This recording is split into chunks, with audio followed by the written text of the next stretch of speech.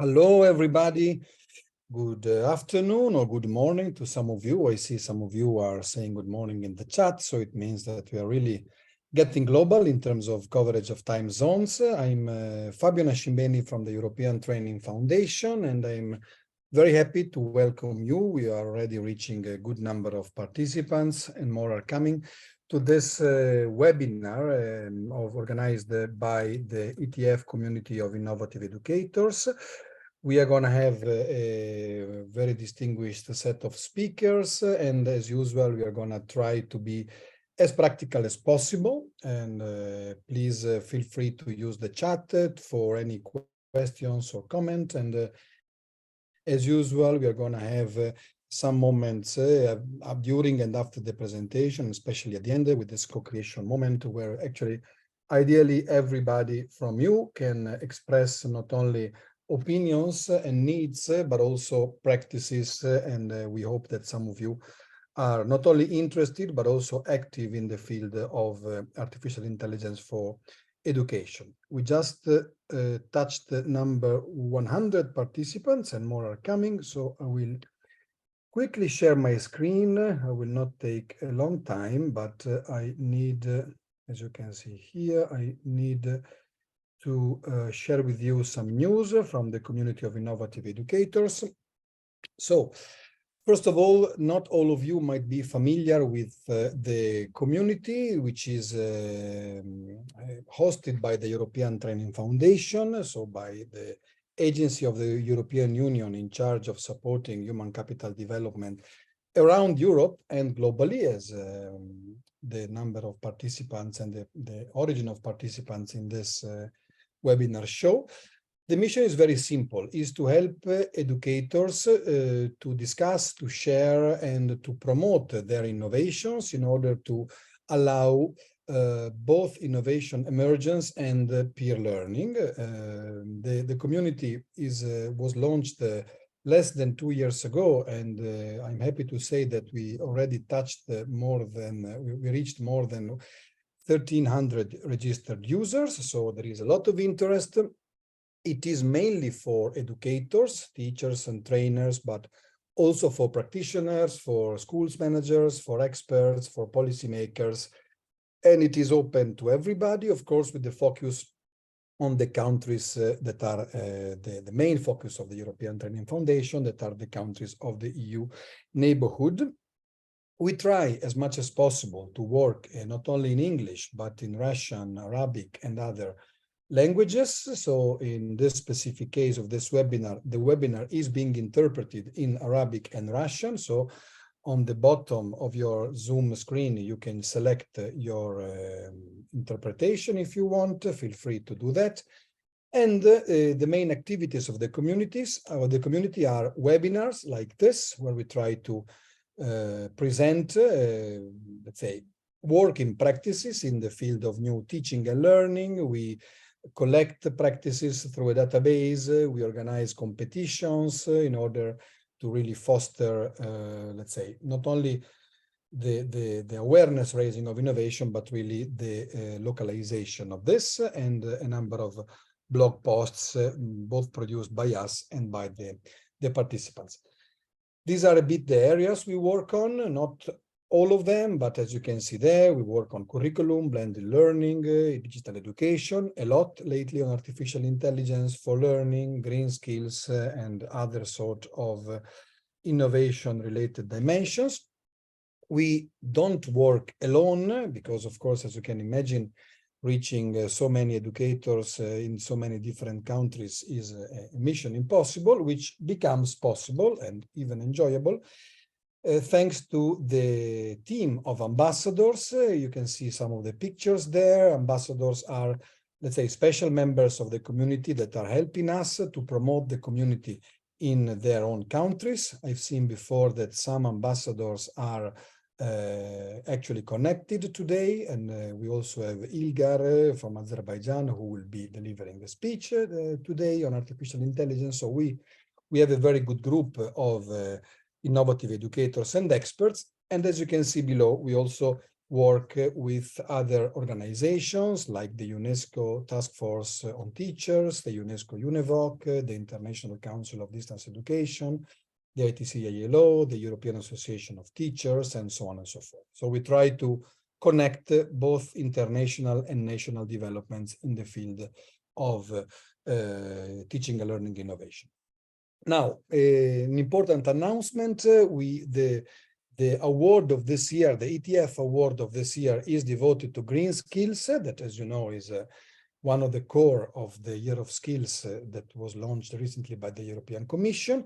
At the moment, we have selected out of more than 500 received practices, we have selected 10 finalists, and in this web page you can find the description of them, of these finalists, a small video where they present their initiative, and we invite all of you to go there and vote. So to take some time to go through the practices, through the cases, you will see they are really creative and I would say inspiring. Really, at least they made me think of different understandings of green skills and of sustainable education. Please click there and vote. We will share the link later on in the chat as well. And finally, a call to action, because not all of you, I guess, are registered to the community of innovative educators. So basically, by registering, and you see the link down there, registering into open space in the community of innovative educators network within the ETF open space, which is our public and collaborative website, you can stay updated on what we are cooking for you. You can share your innovative teaching approach. You can participate in discussions like this. You can propose also themes. You can propose, you can connect with us in order to promote your events. We recently had one event from North Macedonia, one event from Albania that we co-organized. So we are normally very happy to help national developments to be known to the community and internationally. And as you can see on the bottom right, the members, some special members, if you submit a practice, if you are particularly active, if you propose a speech and so on, or if you become an ambassador, you will receive an open badge that you can share. You'll be able then to share through your social media and through your online curriculum and portfolio. Again, we will share this link later on for you, for all of you to register quickly in the community. This was all from my side. Now, a quick reminder, we are going to have, thank you for sharing the links there in the chat. We will have now an opening presentation by Andrea Bianchini, who is actually an expert on artificial intelligence. It's his main research area. Welcome, Andrea. And then we will deep dive into practical cases of educators who are applying artificial intelligence or are trying to understand how to apply artificial intelligence in their daily teaching. We are having a couple of experiences from 2 ETF partner countries. And then we are going to listen to a very important development by the European Commission, that is the recently launched guidelines for an ethical use of artificial intelligence in the classroom. We promote a very strongly human-centric and ethical use of every kind of technology. And of course, AI, being so powerful, must be monitored. You can see the agenda there, must be monitored with a lot of attention. We will then have an open discussion until 3:30. And then, as usual, we will have an informal co-creation session where you can, again, propose to us your challenges. So we after every webinar, we commit to keep on working on the main challenges and on the main requests we receive actually from the community. So in that specific session, you will be allowed and actually requested and invited to let us know what we can do for you, of course, with the limits of our mandate. So this is the agenda for today. I'm happy to see that we are at the moment more than 160 participants. So thank you very much. I will not have the time to go through the different countries, but I see there many countries also beyond our partner countries. So welcome to our ambassadors, to our members, and to our future members, and welcome to Andrea Bianchini from Bocconi University in Italy, who will give us an overview of this, let's say, I would say, phenomenon, societal phenomenon that is artificial intelligence, which goes much beyond education, of course. So, Andrea, the floor is yours, and please feel free to the others to comment and ask questions already in the chat. Andrea, please. Thank you, Fabio. Okay, let me do like that. I'm sharing my screen. Oops. And let me briefly start. So my duty in this 15-20 minutes is to set in the scene, so to introduce the main arguments of artificial intelligence and its use and its impact on the educator's work. As Fabio announced, I am a teacher in different, a contract professor in different universities in Italy, and I teach artificial intelligence in specific. I don't consider myself to be definitely an expert on the topic, because I consider that all of us are somehow impacted by what is happening and what's changing with artificial intelligence into our areas, into, let's say, our educational programs. And so, let's say, I'm one of the impacted persons, as many of you probably are. So to set the scene and start discussing on this topic, let me first introduce very briefly what artificial intelligence is. There are various definitions of what artificial intelligence is, because artificial intelligence can be seen from different perspectives and can be seen in very many different ways. What I like to, let's say, to underline is that artificial intelligence can be used as a concept to refer to the development of computer systems, so automatic systems, artificial systems, let's say, that are somehow capable of do some of the tasks that usually require human intelligence. So if we see artificial intelligence into this way, we do not see artificial intelligence just only as the reproduction of a human being in terms of its intellectual or cognitive competencies, but it's just the ability to create systems that somehow are able to perform some of the tasks that usually human beings, us, can do using our intelligence. So as you can see from this definition, artificial intelligence can be very briefly described as a sort of, let's say, enhanced automation. We are used to see computers and programs automatizing part of the job that we do every day.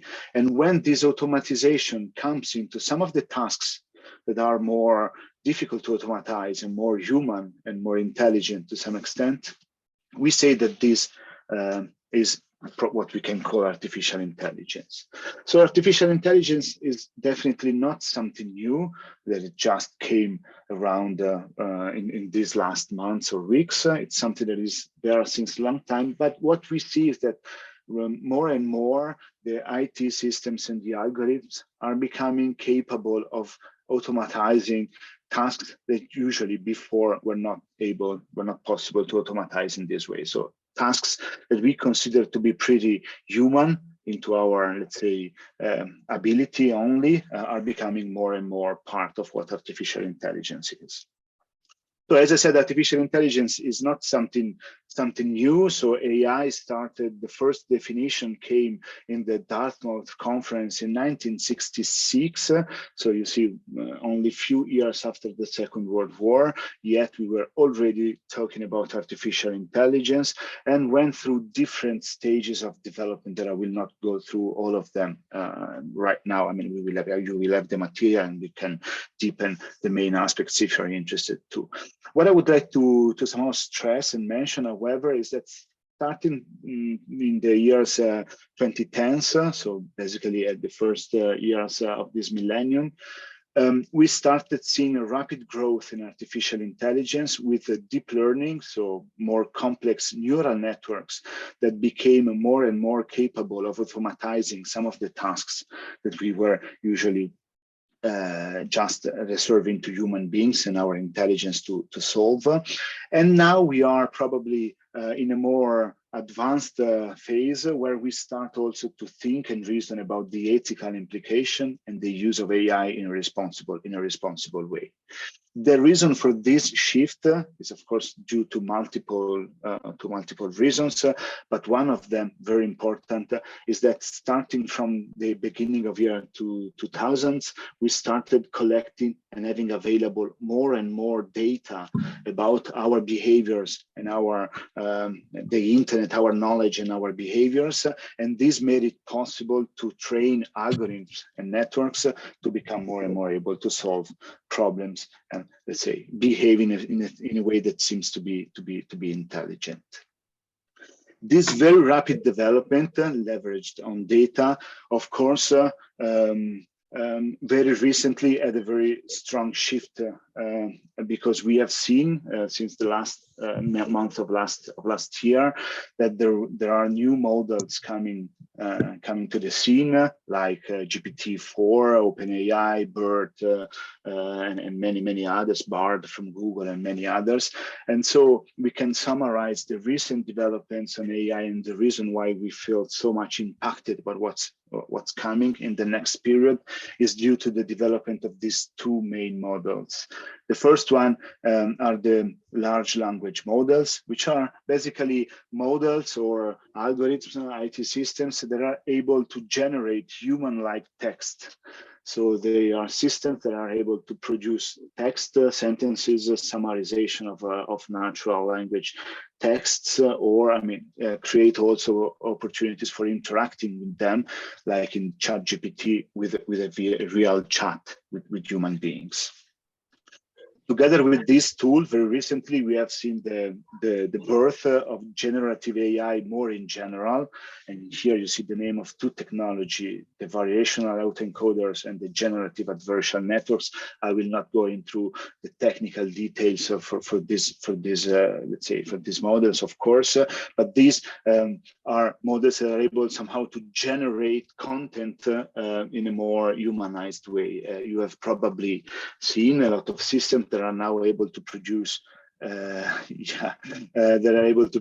images, videos, fake news, or any other kind of let's say material, any other kind of not just text, but even other kind of multimedia materials in a generative way, as if they were creating them from scratch.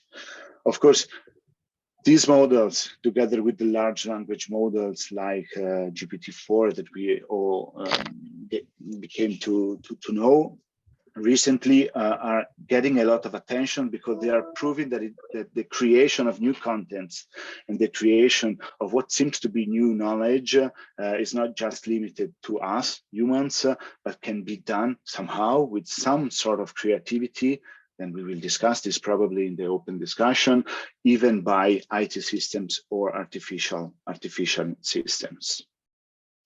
All of these, all what's happening, this is what's happening in general in AI, and it's impacting probably different sectors and different industries of our societal and economical, let's say, ecosystem. But all of these developments, of course, are impacting also very much education. In particular, all of these development are trying to aim at what we call artificial general intelligence, so the ability of creating an IT system which is generally intelligent, like a human being, that you can ask whatever you want.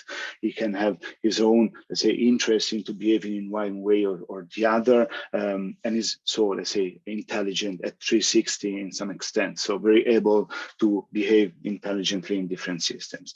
This is a sort of chimera. I don't know if we will be able to reach this and when, but for sure, the rapid development that we have seen so far is bringing us nearer and nearer, probably, to this into this direction.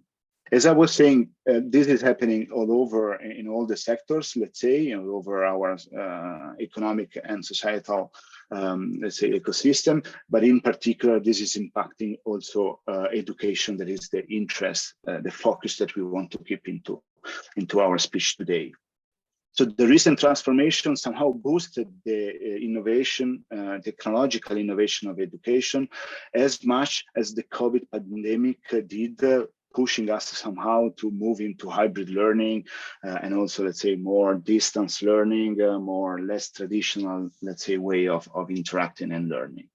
AI is boosting this technological transformation of education, and AI is being rapidly integrated into different educational systems in different ways. Some are building tutoring systems to help the students during their learning path. Others are, let's say, making their platforms more adaptive into solving or sustaining the students during their learning activities. And other again are somehow designing smart classrooms where the activities of the classroom is somehow guided or empowered by the use of AI in different ways. The AI is proving to be very, very effective in education, also in terms of personalization and in the ability of enhancing the contents. What do I mean? I mean that with the adoption of AI system, it is possible to tailor all the educational content to the individual student needs, of course, at a very large scale. So if we are good teachers, if we think about good teachers, we imagine them to be able somehow to adapt what they are teaching to the sentiment or to the way of developing culture of the class, or even adapting the content to every single specific student. This is what good teachers do, but this is what, let's say, somehow is very expensive somehow for teachers to adapt what they have to teach to the individual situations of every student.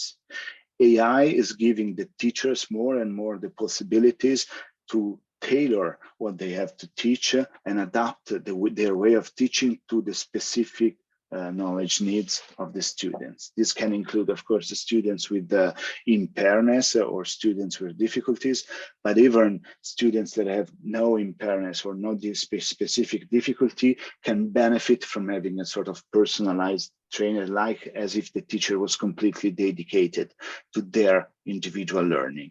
So this is something that AI somehow is promising the education to reach, and AI integration into educational systems is, let's say, bringing us there, making us more near to this possibility. The other topic that I wanted to mention is the possibility to enhance the contents. So intelligent systems can, on one hand, of course, can help the teachers into doing their grading, so evaluating and grading the assignments developed by students, but also can help somehow enhancing the content, so adding more contents to the teaching lessons, to the teaching materials, making the materials more, let's say, in depth, more deep, adding additional information, collecting them from different sources, even from the internet eventually. This is a very strong opportunities, again, for teachers, because educators can concentrate and focus more on their, let's say, human dimension into the teaching practice, instead of dedicating the vast majority of their time into putting together and developing the proper content for every student's curiosity or needs. So these two options, these two possibilities that are somehow given by AI can somehow empower, give more strength to the work of educators, making them able to concentrate on what remain more human, like creating personal relationships and supporting the development of every single student from a more, let's say, human and let's say interactive perspective. This is the positive aspects. So AI is, as we said, somehow giving the possibility to teachers and educators to have more powers, so reach more students and be more personalized, so dedicate more time to the specific needs of the students. But of course, we also need to consider that we have potential other aspects that we need to consider when we deal with AI applied to education and the educational sectors, because AI is not somehow exempt from some risk. And so we need to keep track of some ethical and also eventually even some social considerations. I will mention the three main chapters. I'm sure that we will discuss them together. There are, of course, things to be considered in addressing the biases because as we said, AI even more recently developed on top of a large amount of data that we collected and we put together. But we must be sure, or we must somehow try to minimize at maximum the possibility of this data used to train the AI not to be somehow unfair or exclusive, and so somehow introducing some bias into our learning activities, potentially even without us noticing this. So this is an important problem or an important aspect that we need to consider very much when we design AI application into our education activities. Another important aspect, of course, is the one related to data privacy and security. So the students' data, their information, and not only from the data from students, but all the data that we use in AI should somehow be protected, and we should be sure that we manage this data in respect to all the regulations and all, let's say, the privacy concerns that may arise. The last aspects that I wanted to mention is that using AI means that we also need to pay a lot of attention, let's say, to being responsible in using these technologies. They give a lot of somehow strength, empower a lot the teachers and the educators as we are, but we need to pay a lot of attention to build the trust and to ensure that all the AI implementations are somehow ethical in their use and are, let's say, recognizable by students when they are used, and how and why. So these three aspects, as you can imagine, creates some sort of difficulties into managing them ethically and consciously. And it's something that I would like to mention just to give all of us, let's say, the specific, let's say, attention into leveraging and making these considerations to be, let's say, effective, but yet, I mean, correct in the way that we behave, in the way that we teach and we educate. AI will have, again, a lot of impacts on the educators' roles. Some of them we already anticipated. So this slide somehow summarizes the main impacts that we can easily foresee that AI is already having on education and the educator's role. So the ability to plan lessons and design learning paths more easily, the ability to design exam and validating the proof more or less automatically, supporting the teacher into evaluating the exam proofs, the ability to create the instructional content, but also, why not, the ability to answer the students' questions. If they don't understand something, they can ask to an AI system to have a re-explanation of some of the aspects and some of the topics. So what we can see for the future, and then of course I will close also to leave space to questions or comments, is that what I foresee and what I expect is that we will have a stronger and growing collaboration between AI systems and educators. So what I expected is that we will somehow build more and more a sort of collaborative partnership between the educators already doing their roles and AI systems supporting or enhancing their abilities and their possibilities. The idea, the intention that we need to have is that we should more and more pose ourselves the questions if the AI system is somehow dedicated to some tasks that are the right tasks, while we leave to, I don't know, to educators and persons educating students, the more human and emotional support that is inherently human and probably will never be completely automatized by AI or automatic systems. And so creating this collaborative environment and designing this environment is one of the tasks and one of the goals that we need to tackle for the near future. This requires even the possibility and the need of somehow developing new skills and new roles, even for the educators. So for us being educators, we should somehow never underestimate the ability that we should develop into knowing something about AI systems. If we are not using them, probably our students will. but even if they don't, I mean, AI is now around and is used and is leveraged. So we should somehow have some sort of knowledge of these systems. What do they do and which are their limitations? We should somehow continuously have a critical ability to develop our thinking. So testing the news, the facts that are created by AI generated content, and stimulate our students to do the same. And then, of course, we need to contain and continuously maintain very strong our ethical considerations that I was anticipating beforehand.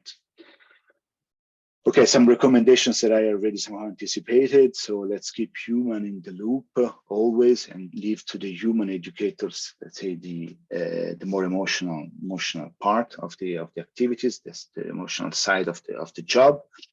I suggested when designing educational systems, we maintain a vision. So we include AI into a global vision of how we want our education to develop. But then we also stimulated the design of new principles of learning that take advantage of these technologies. We create a system that is able to develop trust, and we try more and more to inform and involve all the educators when we develop new technologies like the AI technologies, and we use them in education. We involve the educators so that they feel part of the process and they can express the more human dimension that we were anticipating. So in general, as you probably have fully understood right now, and this is my last slide, basically, I do consider very important the use of AI and the inclusion of these systems to have a transformative, positive impact on education. Yet I will never underestimate the consequences of misusing these tools. So it's very important that we pay attention to using them correctly and with the right considerations in terms of, let's say, trust, the problem of biases that we mentioned, and all the ethical considerations. But I'm sure that somehow AI will have impacts on different levels in the education systems, with educators, students, and even with administrators, somehow helping and supporting the development of some recurring tasks in the different sides, so let's say in different activities of the education practice. So thank you very much. I went very quickly, but I hope that I was able to briefly cover all the main aspects and all the main, let's say, concerns and topics regarding the use of AI. If you have any questions and if we have time, I will be happy to answer right away. Otherwise, I will be available during the open discussion to continue with you some of this reasoning and some of this thinking. Thank you. Thank you. Thank you very much, Andrea. Actually, this was a fantastic overview, and especially I like the point when you said if teachers will not equip themselves with the understanding of AI, students will anyway. So we need to actually to help teachers to catch up with this. I see a hand raised. I would prefer, Zebo, if you can write your question in the chat so we don't lose the flow. And then at the end, we can, if this is can be followed up as a discussion, we can take it. Thank you very much for this. Now, we've heard, let's say, about the potential, the risks, and many considerations that need to be taken into account. And thank you, Andrea, for, let's say, uncovering the complexity of the issue. Now, since most of you are educators or actually practitioners in the field of education, before moving to the practical experiences from our partner countries, we have a quick poll for you. So please go to menti.com and put in that number 5. So go to menti.com and put in the number 5897-3603, or click in the link that was sent to you, and there you will find a poll. We would like to know from you and to hear from you about your perception, actually, about the use of AI. I hope you can see it. Now we have just one question, and the question is, how do you plan to integrate, if you do, artificial intelligence in your teaching?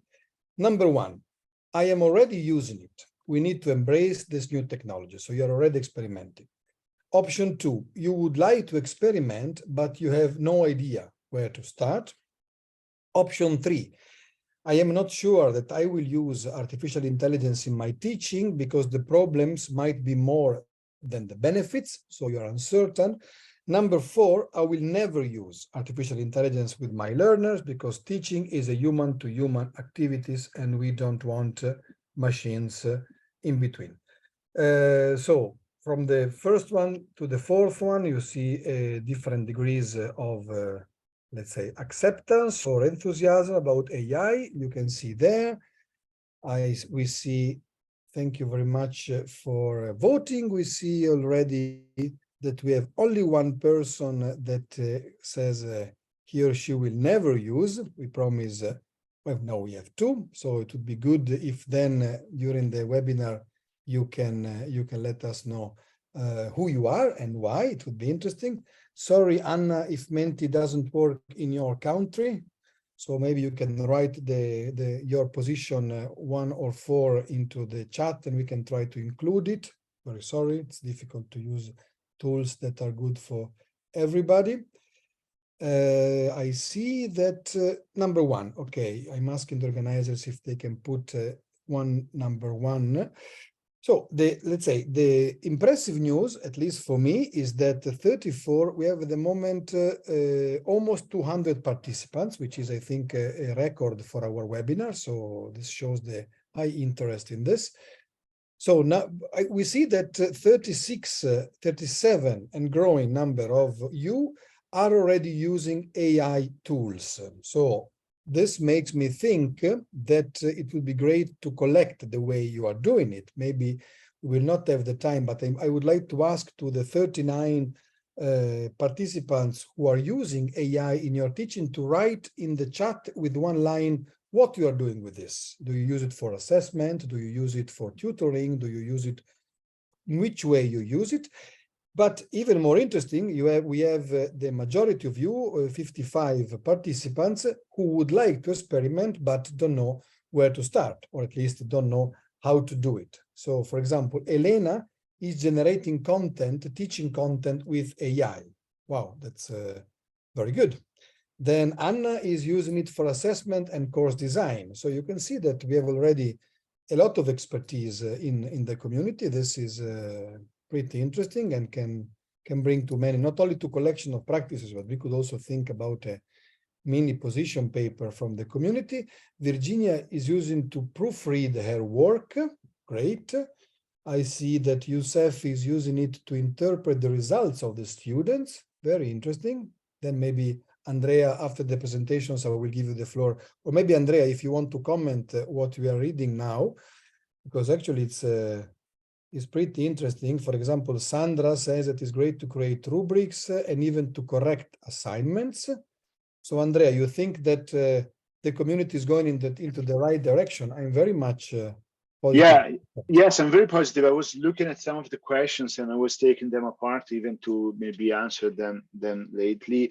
I've seen that I think the community is developing a good way of thinking about the problem, and some of them also indicated some of the main difficulties that we as educators may have, like the fact that to be not an expert, but at least to leverage AI into our activities, some sort of technical knowledge is needed of any kind, but we need to know something about the models, how to use them and how to integrate them into our work.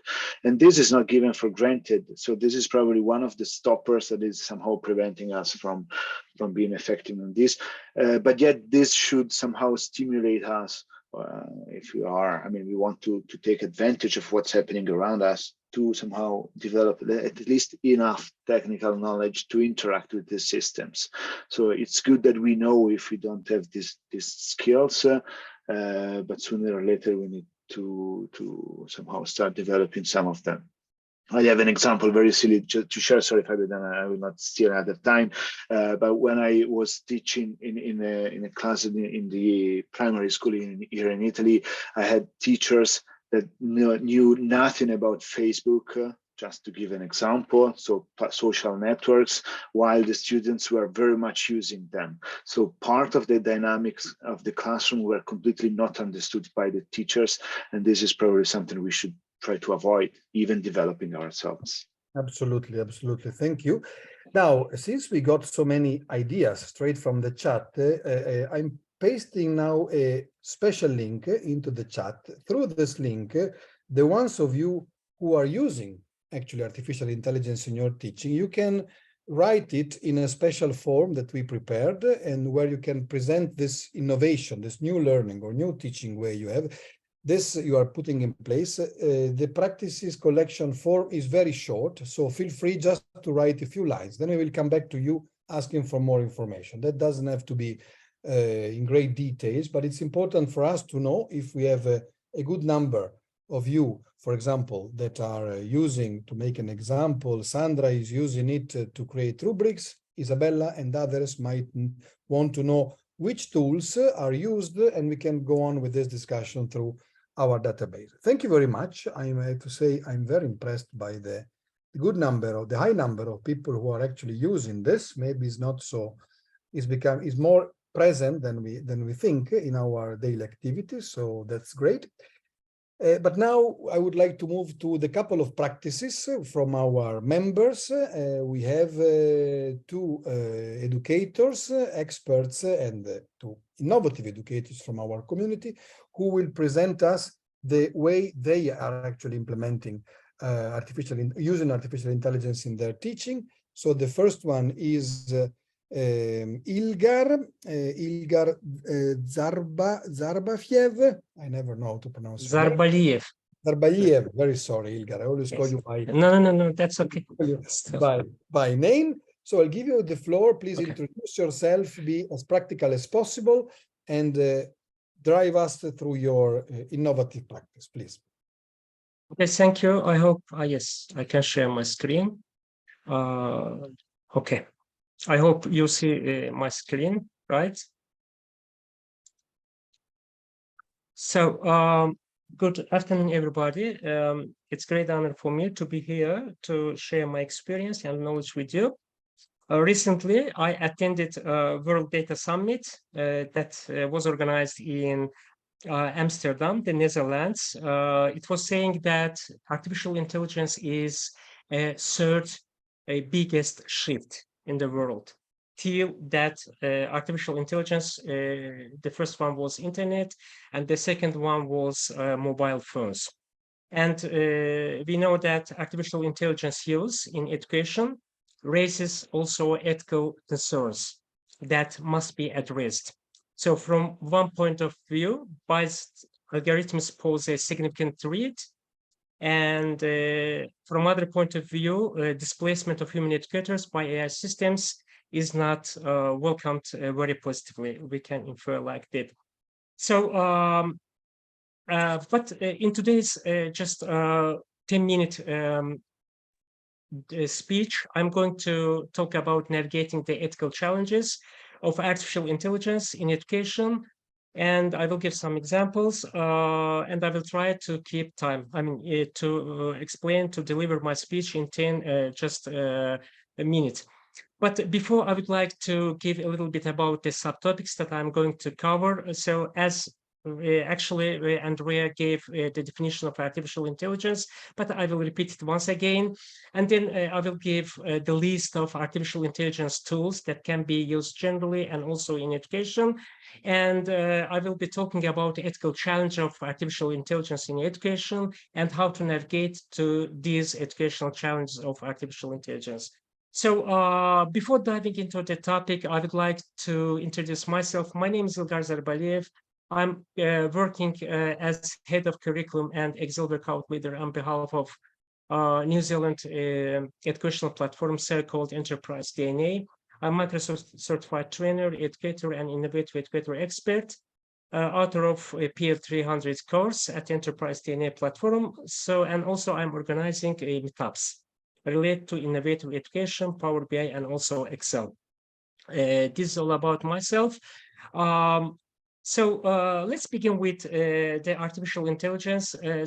I'm not going to read the definition of artificial intelligence, but briefly, I can say that artificial intelligence refers to the development of computer systems that can perform several tasks, typically require human intelligence. So this can be recognizing images, this can be understanding natural language, learning from data, so on and so forth, and making decisions. So to do this kind of stuff, we use some artificial intelligence tools.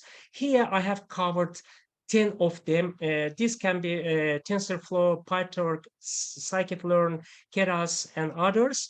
And as I'm much more dealing with data, so these tools are much more related to data, but also we use some artificial intelligence tools that are used in education. Here, I'm just going to cover 8 of them, but I will give explanation of 3 of them. So let's start with Duolingo. Duolingo is an AI-powered language learning platform that offers personalized learning experience and adaptive assessment.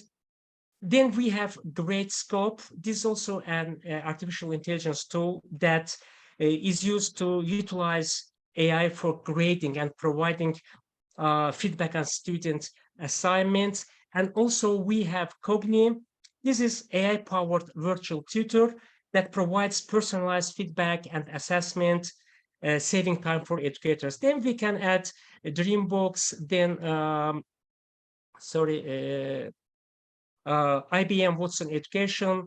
Then we can add Smart Learning Suite and also Newton and Quill. So, but there are a lot of these kinds of artificial intelligence tools, but I covered only this one. I made this list. So artificial intelligence has a great role in education. Actually, Andrea also talked about this, but briefly, I would like to repeat it again. So we can talk about the personalized learning role of education, artificial intelligence role in education. So here, artificial intelligence can adapt educational content and deliver it to individual student needs. And by analyzing a student's performance, AI systems can provide personalized learning experiences, tailoring instruction, pacing, and difficulty levels to optimize learning, outcomes. There is one more role, so-called intelligent tutoring. So here, artificial intelligence powered tutoring systems can provide, personalized guidance and feedback to students, similar to human tutors. We can also talk about data analysis and insights role of artificial intelligence in education. Here, artificial intelligence can analyze large volumes of educational data, including student performance, attendance, and behavior.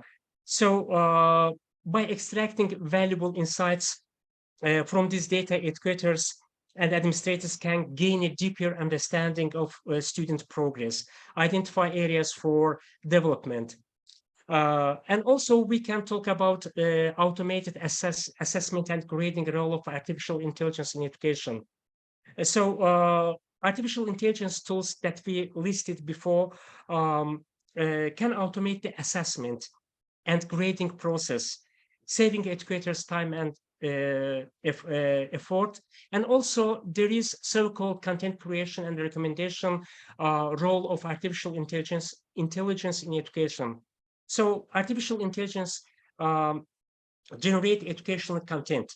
I will show one example, such as lesson plans, quizzes, and interactive materials. Here, I would like to change to our platform, so-called Enterprise DNA, and I will show you one example.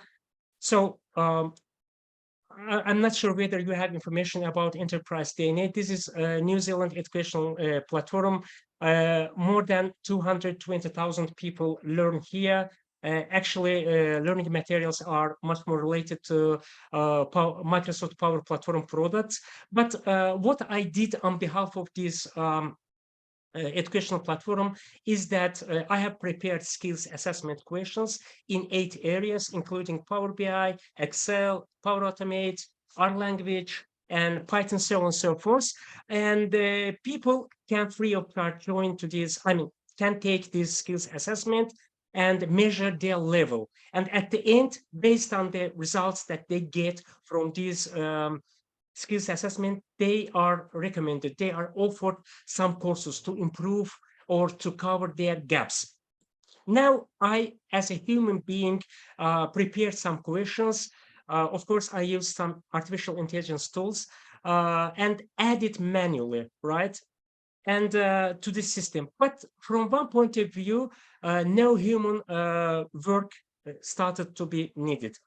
What is meant? Actually, it's in the process. The end, based on the result, we offer some courses, right? So if one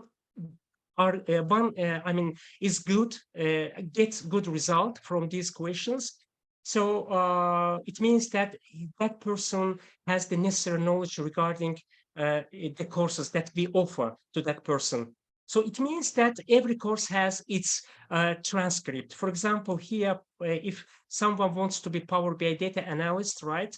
So he or she has to take roughly 24 randomly selected questions, right? And these questions using ChatGPT, this is also artificial intelligence tool, random 24 questions is generated by ChatGPT and is offered to that person. And the questions are generated based on the transcript of that course. So no human beings say effort is needed. So this is what we have implemented here regarding these skills assessment questions. Project. So I just wanted to share this experience with you as a role of artificial intelligence in today's, say, education. And let me go back to my PowerPoint presentation. And okay, up to now, we have talked about the best sides of artificial intelligence in education, but there are also some ethical challenges. And here in this presentation, I covered these challenges, and I listed 6 of them. So first place is given to just say data privacy and security. Data privacy and security. So always, while using artificial intelligence as any artificial intelligence tool, data privacy and security is the most important thing that educators must pay attention. Why? Because we know that all the students' data are generated, are extracted from the system. So we have to be sure that this information are not, is not subject to other kinds of usage. So we have to keep the data privacy and also security from this point of view. Then we have bias and fairness, this kind of ethical challenge. What's meant here? We know that AI, artificial intelligence algorithms are trained on existing data, right? So, and this can contain some unwanted, say, biases and inequalities. Inherent biases and inequalities. And if artificial intelligence system is not carefully designed and monitored, so it can perpetuate and amplify these biases in educational contexts. So, and it can be lead to unequal treatment. So from this point of view, bias and fairness also can be considered as an ethical challenge. So the third ethical challenge is lack of human interaction. While artificial intelligence can provide personalized learning experiences, there is a concern that excessive reliance on artificial intelligence systems that can diminish the role of human educators. But we know that human interaction, mentorship, and emotional support are vital to effective education. This means that it's important to strike a balance between artificial intelligence-driven personalized learning and also maintaining meaningful human connections in the learning process. This fourth ethical challenge of artificial intelligence in education can be considered as ethical use of student data. Actually, this is a little bit the same with data privacy and security. But here, what is meant is that artificial intelligence algorithms can be complex and opaque, and it can be a little bit hard or difficult to understand. I'm talking about the decisions that is made based on, using the AI tool. So it means that educational artificial intelligence systems could be. Yes. Sorry, but if you can come to an end, because otherwise we risk to go too far. Yes. Okay. So how much time do I have?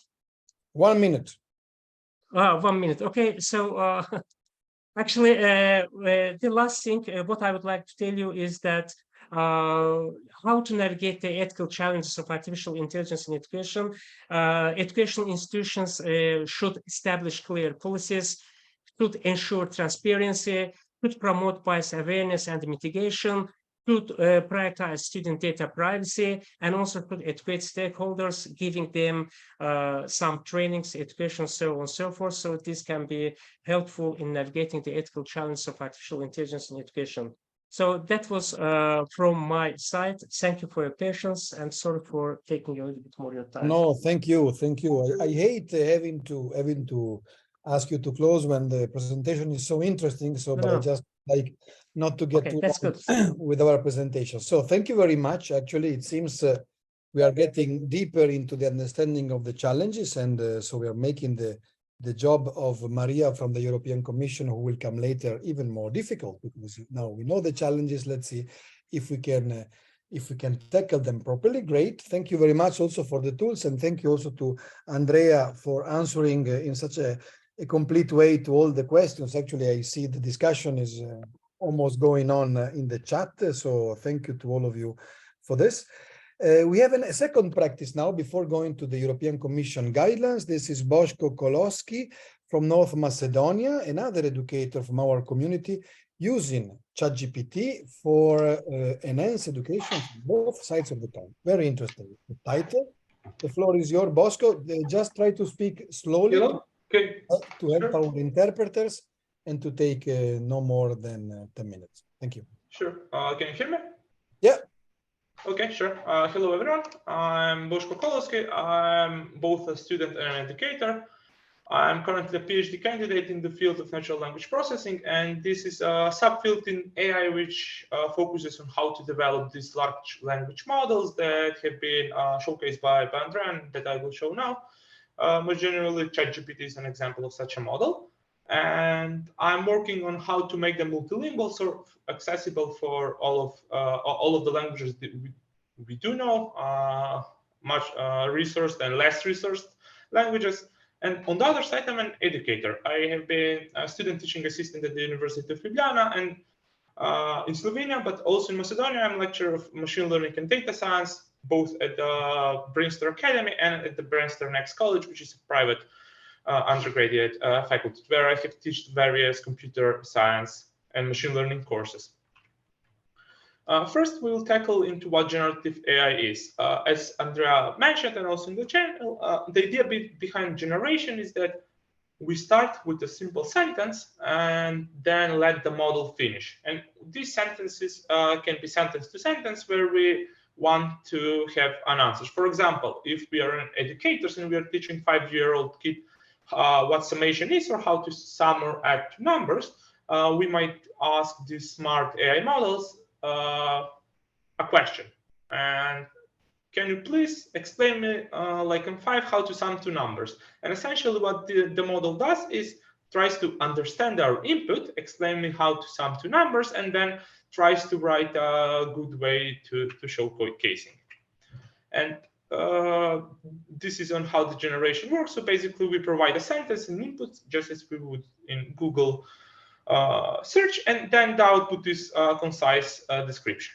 And on the educator's side of my profile, I work with students from varying educational levels. Some come from extra learning education from directly from faculty, some come directly from high school, and some are already in their late 50s and 60s, but they do want to expand their knowledge on AI, data science, machine learning, or obtain a degree in another field.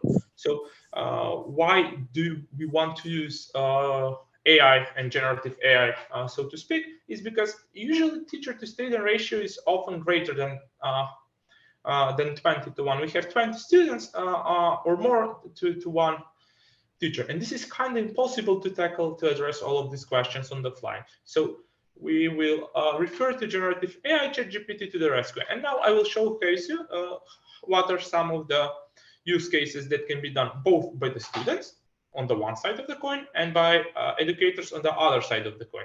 And why is this important? Because we want to squeeze as much out of these generative models as possible. As Andrea mentioned in the comments, there are many uses. So to begin with the students, usually students, as we said, lack personalized teachers. Some come with disabilities, some maybe change the language, change the culture, learning style, and so on. So there is a need to use these models. And first use case that we can use ChatGPT is like an explainer. For example, you're a high school student going to faculty and you stumble upon the question of what neural networks are. You can ask this generative model to explain it in a specific style, and grounding it to explain it like I'm 5 years old, it will explain the concept easier. And this is great because this follows the Richard Feynman, the famous physician, methodology of teaching. If I can explain something in really simple terms, then I have a far greater understanding of the mechanism of the underlying structure. And now with generative AI, everyone can use and utilize this. Next, you can use ChatGPT as recitation tool. So for example, you're preparing for a lecture, or you're preparing for an exam, for a quiz, whatever, you finish with the lecture, and what you can do is ask these smart models to write you a question, which you can answer and they can grade, making you have an easy one-on-one personalized teacher right on your phone or on your laptop if you're a student. Also, you can generate this content in a specific style. So for example, we can ask the model, if we are reciting for English, to generate the content in B2 level TOEFL style. This means that it will generate sentences that we might use to train ourselves and evaluate our knowledge in English based on the TOEFL standard of making questions. And this is great for students because they can use it for free. Also, we can use it to examine our answers, and we can make mistakes, but it understands because it's in so much answers and so much text in the phase of learning how to function. So basically, these models are prone to grammatical, lexical mistakes as long as we are consistent, and they will help us verify our answers. They will help us verify our knowledge. But here's one crucial note. This process is designed to be accurate, but it is not 100%. And this is okay because also with humans, with the internet and with the mobile phone, we are not 100% aware of who is behind the other side. So the idea is that we can use these tools as a structure where we can try to learn and focus on our improving our learning, but then we cannot 100% rely on it. And this is from the student perspective. Next to the teacher's perspective, how I use it when I'm in the perspective of a teacher is that I can use it for syllabus preparation. I can ask the model to prepare me 5 slides for 10-minute lecture on neural networks for 10-year-old students. And basically, constraining the model to 5 slides, to 10 lectures, and to 10-year-old students, we are instructing it how we want to scope our lecture. And this is great. Why? Because I can do this to generate a lecture based on my audience. So if I know that my audience is 10-year-old children and that want to learn what neural networks are because we want to make AI literacy on a higher level, we can introduce this. And then asking ChatGPT to make take-home messages, it's really simple. We just create a question and then it provides us with with a simple materials enhancement tool. And then we can take it and we can adapt it. Okay, now we were preparing 5 sentences for students. Let us prepare 3 sentences for the use of the internet to uneducated 50-year-old construction workers. This is one specific setting where we want to make a simple guidelines to enhanced by generative AI. And here we can have presented take-home messages generated by the AI. Surely we will not accept them 100%. We will check them and try to do cross-checking with facts, with what we know as educators. But then again, this provides us with a faster approach, and maybe for some specific reasons, it does the proofreading for us. Also, we can use it to make them simple. Okay, we didn't like having 2 sentences per each topic that we wanted to take at home. Maybe we want to have a simple setting, and we can use. And this is also one dimension that you can think of how to use ChatGPT and all of these great models for generating content for your work. Also, you can use them to prepare homeworks or exams. We can ask ChatGPT to write us a simple exercise for filling a gap question for English in the TOEFL style for B2 level, and then the model will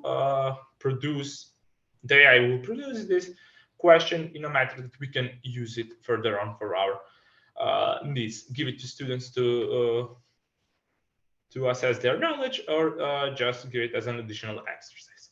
And also we can use it as a plagiarism checking tool because it has seen so much of the language structure. It can be used to check 2 different sentences or answers, or even whole homeworks if they are similar. And then if you use in this manner, we can think of ChatGPT as a tool for fast assessment of plagiarism. Maybe it will pick up on some signals that we are not aware of.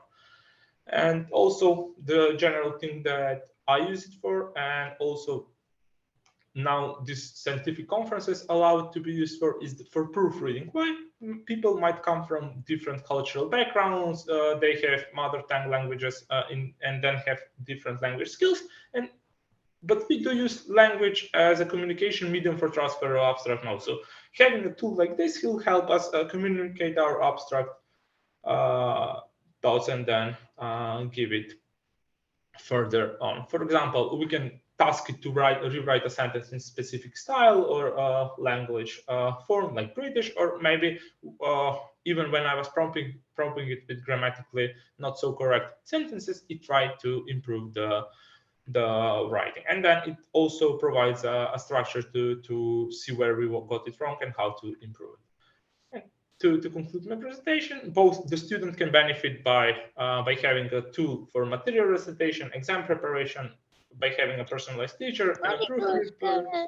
And on the parallel, the teacher can have a lecture preparation tool, exam or exercise preparation. It can enable him to detect, or him or she, plagiarism. It can allow the teacher to make a material adaptation. For example, having the same lecture written in a constant style. Once you need it for a general audience, and once you need it for a college audience, you can adapt it really fairly quickly. And finally, proofreading as a tool to use it for preparing slides, lectures, and whole articles. Conclusion: generative AI does enhance the education from both sides. It enables us a personalized teacher for each student and allows both parties to apply it in every segment to their day-to-day life. While on the caveat is that verification process is designed to be accurate, but it's not 100% correct, and these mechanisms can provide false information or errors.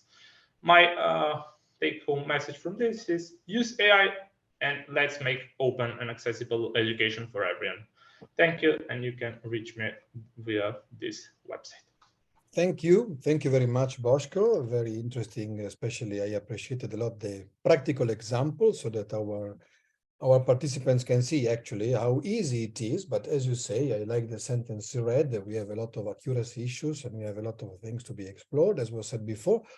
So I see some questions and I see some of you are already answering, but now I feel the need to give the floor to Maria from the European Commission, because actually the European Commission has tried with a lot of work actually to to provide answers to these challenges. At least we are in the beginning of a long process, but a lot of effort has been done, I think. So Maria, sorry for having you so late, but as you saw, the discussion is taking is getting up. So I didn't feel like stopping it. Now I give you the floor to present your ethical guidelines, please.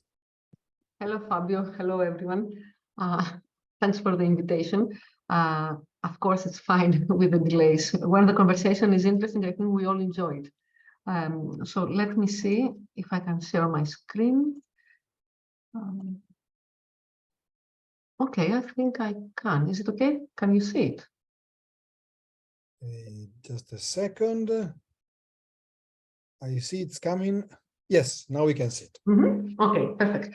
So for the next 15 to 20 minutes or so, I'm going to talk about the ethical guidelines on the use of AI in education that we published in October 2022.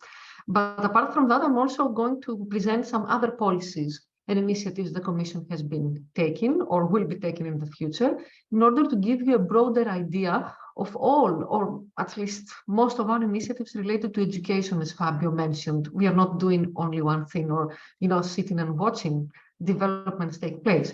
So I will start a little bit on digital education. I will not elaborate much on this. I just want to tell you that, as most of you might already know, the digital transition is actually one of the priorities of the current Commission, and it will continue to be a priority in the future. So in that sense, when we talk about being a priority, this is not only a political message and a political vision. It means that we will be taking all the necessary legal steps, and we will be taking a series of initiatives like frameworks, recommendations, suggestions, guidelines, and so on. And we will be providing ample funding in order to make our vision true. So we are not just talking about some priority. This priority is followed by a legal and ethical framework and a very holistic, let's say, landscape. This is my main takeaway when we talk about our vision on the topic. So let me see. Okay. So working on AI is actually one of a series of 14 actions that are included in the Digital Education Action Plan. So this Digital Education Action Plan started in 2018 with about 10 actions. And as it was very popular and there was room for more development, we extended and created the new Digital Education Action Plan starting from 2021 and going up to 2027. It is more or less divided in two priorities. The first priority is to develop an ecosystem where all the stakeholders related to digital education will be able to meet, discuss, have workshops and Q&As, exchange resources and information, or, of course, to our hope, form also partnerships and collaborations and receive funding from us for various innovative projects and ideas they might have. So on the one hand, we would like to create an ecosystem. And on the other hand, of course, we realize that, as the previous speakers also mentioned, we need skills and competencies. We cannot have a digital transition without skills and competencies. So DEAP, the Digital Education Action Plan, creates the space where people can develop personally and professionally so that we can all catch up with this digital transformation that the globe is going right now. So let me check a little bit. I will not analyze the actions, but I added it in this PowerPoint, considering that I will be sharing the PowerPoint after this meeting so that you have a list of all the actions in case you want to use them for reference. However, Action 6 of the Digital Education Action Plan, within priority number 1 of the ecosystem, it includes what we call AI and data use in education and training. This does not only mean that we develop guidelines and we now stop. It means that we are following up on every emerging technology related to AI and data use and how they are used in education and training. Please keep in mind that we also add training in order to include VET education and, of course, to include lifelong learning. Okay, so I will be talking about Action 6 of the Digital Education Action Plan. Okay, let me skip this a little bit. So one would wonder, and it's a very usual, let's say, topic of a conversation, why do we need AI in education? Don't teachers have enough to do? Aren't students already tired of school? Why do you need AI? Well, for us, one of the main reasons that we need AI in education has to do with the fact that we notice that everywhere around us, AI is already being used. The previous speaker, I don't remember which one was it, mentioned Duolingo, for example. We don't need to introduce Duolingo in schools. Many students and their parents already use Duolingo. Many of them might not know that Duolingo also employs some sort of artificial intelligence in order to make better suggestions and recommendations. But AI is already here, from a smart car, from a self-driving car, from a smart home to medicinal applications and systems for manufacturing and so on. So we cannot really ignore the field of education and say, okay, we are not using AI in education. The second thing, which I agree with the previous speaker, has to do with the fact that indeed AI has a great potential in education. It can improve many aspects of education quite fast and quite effectively, provided, of course, that we also make sound, effective use of AI in education. Otherwise, it can just be another tool that goes obsolete or a tool that is actually harmful. But the potential is here. And of course, what we also realize that as AI is everywhere right now, we will all need to have the digital skills that AI also requires. That's why we start already from early childhood to discuss about AI and data in education, so that, gradually as generations grow up, they will be more familiar with the use of AI, and why not in the future with the development of AI systems. So let me say there is a small delay in changing the slides. Okay.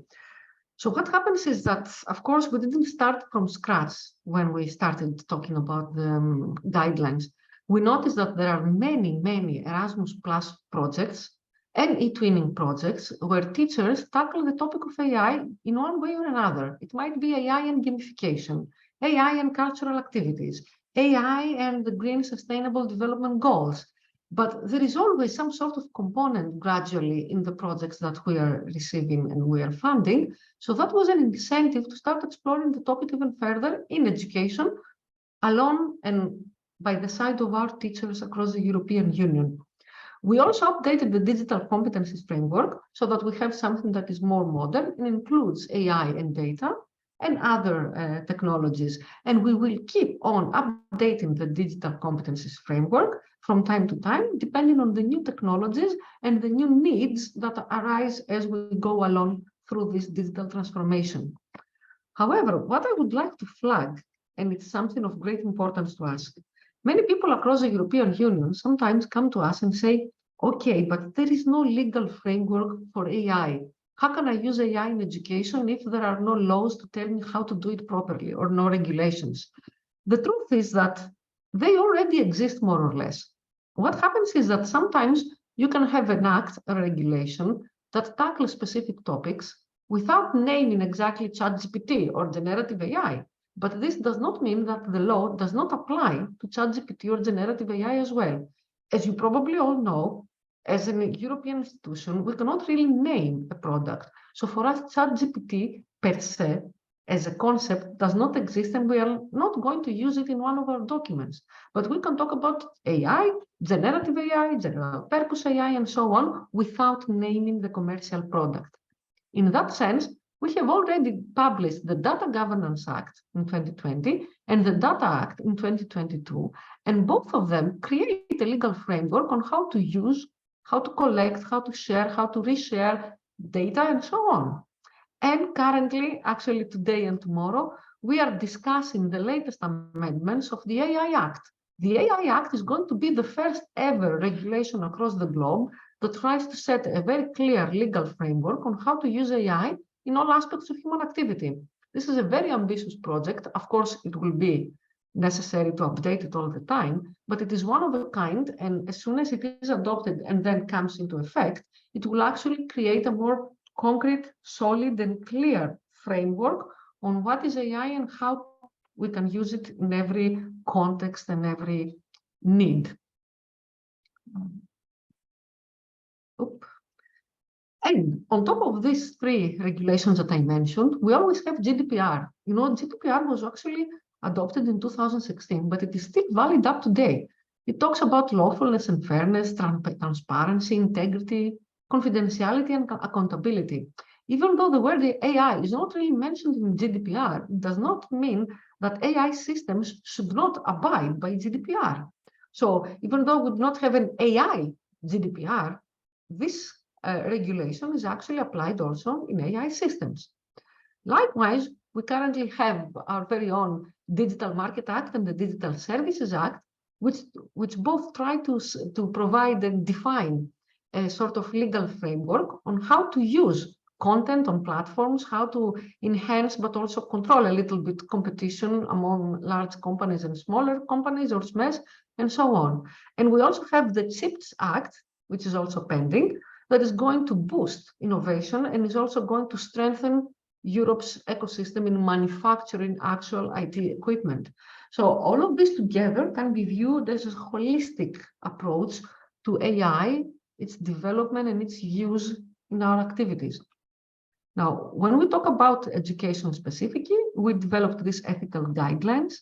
I will skip some of the slides to make it a little faster, but just to let you know, we started working on the guidelines with an expert group on June 2021, and we published these guidelines in October 2022, more or less 16 months later, having consulted teachers from across the European Union in events and with EU surveys, having consulted Commission services and other international organizations like the World Bank, OECD, UNESCO, UNICEF, and so on. We have spoken and discussed with a lot of stakeholders from various backgrounds in order to have, let's say, a helicopter view of the situation from all perspectives. So, what happens in these guidelines is that we have 6 chapters, more or less. Of course, there is a chapter on the EU policy. It's an overview of AI. And of course, we have a glossary of terms because it was highly essential to us when we talk about a specific concept that we all mean the same thing. This is why we added a glossary, so that we make sure that people mean and understand the same thing when we talk about any terminology related to AI and data in education. And what we did is we added a chapter with examples of artificial intelligence use in education. We have identified 4 categories. We can use AI to teach students. We can use AI to support students in the learning process. We can use AI to support teachers. And we can use AI for administrative purposes or to support diagnostics. I will tell you some more about the 4 categories in a minute. But these are, let's say, the key examples and the key categories we identified with all our stakeholders. Then we move forward to define some ethical considerations and requirements when it comes to selecting, using, piloting, and expanding the use of an AI system in schools. And we also added some guiding self-reflection questions for educators so that they can self-reflect on their own choices and justify accordingly their choices as good or bad or necessary or redundant. And of course, we identified the competencies that we all need to have in this new, let's say, AI era. I will have to say that these guidelines are mostly for teachers, but many parents already have told us that they find the guidelines quite useful, as well as school administrators or headmasters and school leaders. Even policymakers actually tell us that they find them very simple and comprehensive as a first, let's say, tool they can use in order to get acquainted with AI in education. Just to give you some examples, when it comes to student teaching, we use AI for language learning purposes. We use it as a dialogue-based tutoring system or an intelligent tutoring system, as mentioned by other speakers as well. When we talk about student support, we talk about exploratory learning environments. We have these 3D representations and virtual reality and the metaverse now, where children can actually decompose the human body and learn about the various functions and systems, or they can even go to the far side of the universe and learn more about astronomy. We also use it to support students with formative writing assessments, especially when we have an online quiz the student gets an immediate feedback on his knowledge gaps, on his performance, and so on. And we also use it for collaborative learning. For example, we can split groups much better when we know what every student needs and who can actually provide it in the peer learning process. In the third category, we have teacher supporting, where we can actually use it, of course, for assessment. I think most of the teachers are focused on essay scoring when we talk about artificial intelligence, but it can also help teachers to monitor a forum and even identify keywords and, find better, identify better cases of maybe bias or discrimination or bullying and so on. It's quite helpful actually in terms of psychology as well. It can be an AI teaching assistant, especially when it comes to children that are hospitalized or live in very rural areas and need AI teaching assistance. And it can provide pedagogical recommendations, which is something that we actually like a lot, in the sense that according to the lesson a teacher wants to teach, the AI system can find resources online and make suggestions to the teacher on how to select his material and the content better. And when it comes to system supporting, of course, we always talk about the classical, I think now, data mining processes, but we also talk about diagnosing learning difficulties and providing career guidance and study guidance services. In many cases, AI systems can identify which are the strong or the weak points of a student and help him gain skills in an area where he's not performing very well, or help him select a future study or future career even better. So you see, we have a lot of examples. These are only indicative, these 11 examples. We can find a lot of examples per category, but the question is, how do we do it safely? Every time we select something, human agency is actually part of the process, but also justified choice. Do you need AI in schools? What type of AI? And why AI is better than another tool, or no tool, digital tool at all? Human agency and justified choice should always be there to help someone understand the reasons of his choices, why he made his choices. And these justified choices should be followed by humanity and fairness if we want to say that we are making effective and moral use of AI in schools. Of course, we also identified some requirements that go hand in hand with Altai, like human agency, transparency, diversity, non-discrimination and fairness, well-being, of course, societal, environmental, and digital well-being, privacy and data governance, technical robustness and safety, and accountability. We have developed a series of self-reflection questions for educators in all categories. So educators can read the questions and self-reflect on their own practices and what they are doing and why. And just to reach the end a little bit, the guidelines also include a series of steps that can help every educator identify the AI systems that are out there in the market, initiate the policies and procedures and the discussions with stakeholders, I would add here, in order to select the tools, carry out pilots across some classes or some schools in order to see if the tools selected are indeed the best ones, and then collaborate with stakeholders, use AI in education, and monitor the entire operation and how it goes.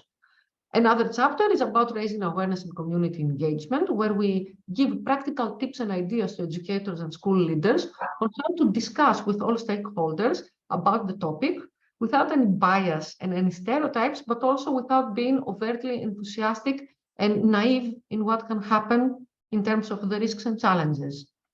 So everything is included in these guidelines. If you want to know more, you can also scan the QR code over here, or you can just send us an email to EAC Digital Education EC Europa EU. You will also have my contact details from the agenda, and I will share the slide with Fabio so that he can send you an email with all the material. So I hope I was within time. Thank you. Yes, you were within time. And actually, Perfect. let me just comment before opening the floor that on two things. First of all, these guidelines, as you say, are not only for educators. They've been thought for educators, which I think is a very good entry point, but I read them as a parent, for example. I read them because I'm looking for ways to, talk about these things with my children, and they work perfectly. And actually, we are using these to inform our work with policymakers in our country. So it's, of course, as you say, that is the level, that is the operational level, which is, I believe, is necessary to understand the thing. Because if you stay at the level of research, it gets a bit more complicated. That's, I think, absolutely transversal. And the second thing, I anticipate that your speech was providing an answer, and I would like to hear your opinion, Marie, on this, to the only question in the chat, which was not answered, because I think is the more tricky one, that is, well, will teacher disappear and will AI take over? Or better, will teacher have to learn, to become only able to teach how to use AI and then stop? Which, as you said, I mean, human touch must be there, not only to make it human, but I guess also to make sure that the black box stays open. No, it's also a matter of ethics. So what do you think about this? This is a very nice question, Fabio. I actually get this a lot in the event Yes. I'm presenting. And I would also like to mention here that I'm part of a steering committee that currently studies the future trends of education by 2040. And currently, there is actually no proof at all that the teaching profession is endangered. There is no proof of this. I can give you a couple of arguments about it, which are actually based on our studies, our work in the Commission, but also personal one. To begin with, any machine, any operating system, any AI system is being developed by humans, and it needs a human interaction in order to improve itself and in order to be effective in its use. It cannot stand alone. So in that case, human mediation will always be there. You cannot have a system without the human mediation. Even when we talk about self-driving cars, the driver is in there. At some point, it needs to take control. When we talk about machines that do things on their own in a workflow, at some point, there is a foreman who oversees the situation. When we talk about interacting with underage students, how can it be possible to have a machine interacting with these students alone without anyone intervening, either to explain, either to set records straight, or to give any sort of assistance and guidance?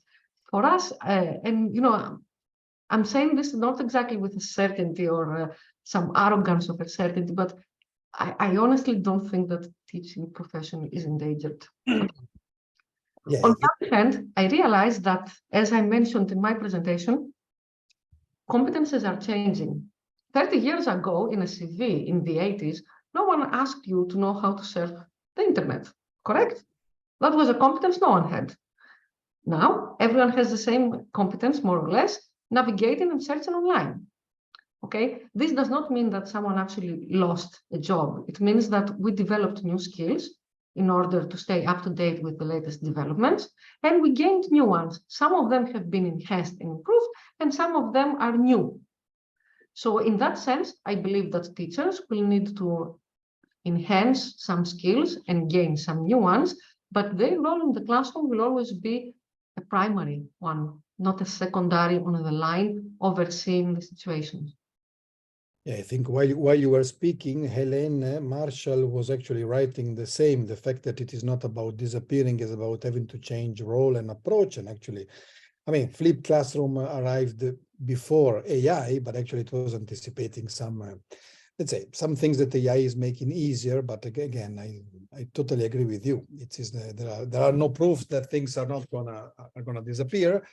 There are proofs that things have to change, of course, because especially if, as Andrea was saying before, the teacher is the only one that is unfamiliar in a classroom with AI, we might have problems. So we need to, I think, to have some sort of understanding of this.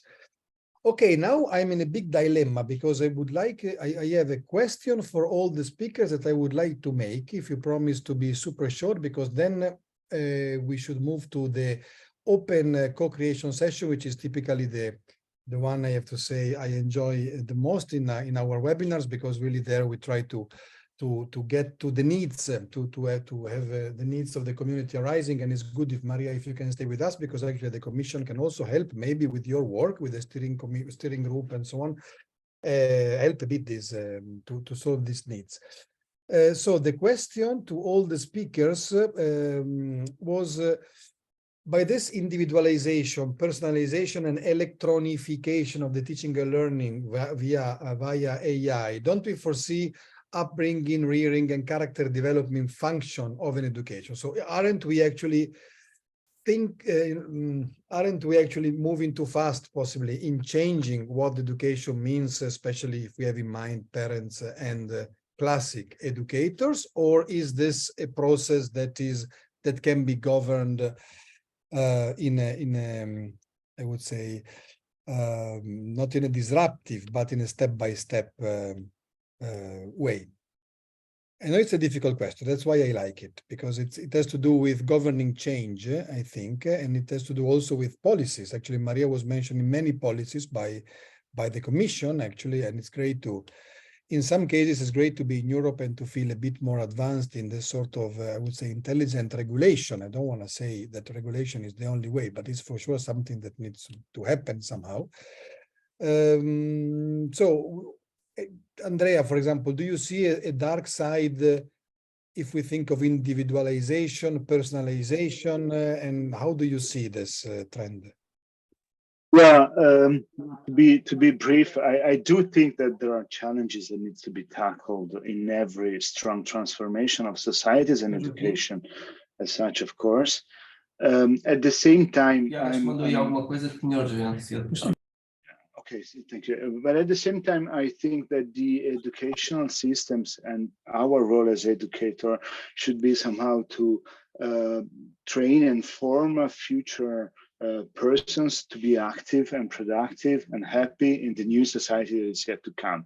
So if AI is probably more and more being part of the societies of the future, if we don't use them and teach them and integrate them into our educational work, I think that we are leaving behind a too much important sphere. So yes, there are dark sides or challenges, ethical concerns and things to be controlled, and this is important, of course, to maintain very right the vision and the attention on them.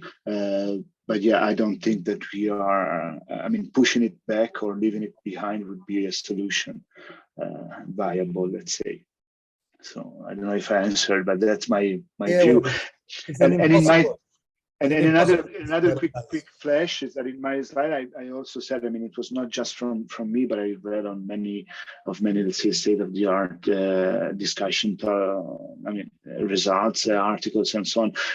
We need to integrate let's say, I propose the idea of integrating AI and the recent developments into a clear and, let's say, holistic view of education in the near future. So we need to somehow enclose also these technical improvements into a vision for education that we should maintain and should have. So yeah, I strongly suggest everyone involved in education to develop and confront and exchange and somehow confront with others to develop a vision of the education, the roles and the impact on society, and try to stick on the positive part of this vision. Thank you. Maria, before you answer, a further challenge. I have the feeling every time I read guidelines, and I think I've downloaded a dozen or more from everywhere in the world, only talking about education, especially K-12, you have a lot of these.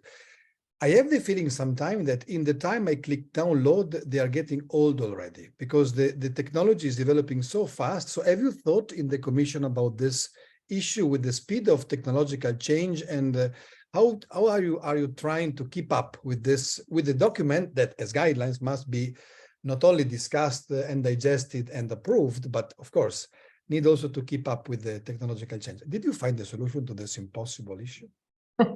Okay, I will start with the first response, and then I will go to the second. Now, for the first response, something interesting happened to me 2 days ago. I was in a panel in the School Innovation Forum here in Brussels, and we started reflecting a little bit with the audience on the word disruption.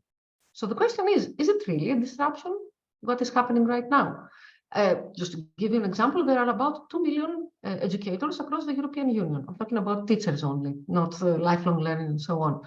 How many of these do they use AI in education? 1,000? 10,000?